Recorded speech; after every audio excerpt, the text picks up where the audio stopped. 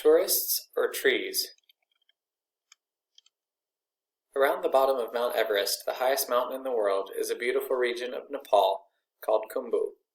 50 years ago, it had thick forests, and the mountains were covered with red and pink flowers. Edmund Hillary and Tenzing Norgay started from Khumbu when they became the first people to climb Everest in 1953. Since then, thousands of visitors have come to Khumbu to enjoy the spectacular mountain scenery and take an adventure vacation. Many tourists go trekking or hiking between villages. They sleep in very small family guest houses. Now, everything has changed. Much of Khumbu has become a desert, in part because more than 25,000 trekkers pass through every year. Most sightseers arrive by small plane from Kathmandu, the capital.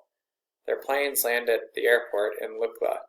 In the past, it was just a grassy field, but in 2000, a new terminal was built to allow planes and helicopters to bring more visitors. "We must reduce the number of tourists," says one local man. "They destroy our trails when they walk in the same place."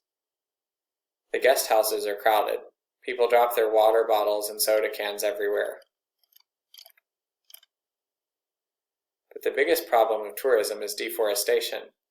Khumbu has lost most of its trees. They were cut down to build more tea houses and to use for firewood.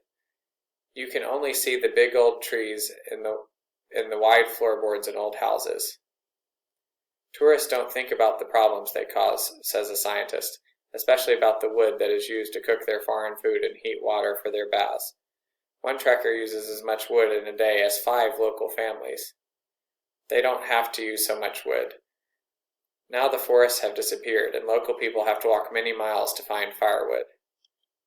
One possible solution is to cook and heat water with kerosene, but it's too expensive for many local people.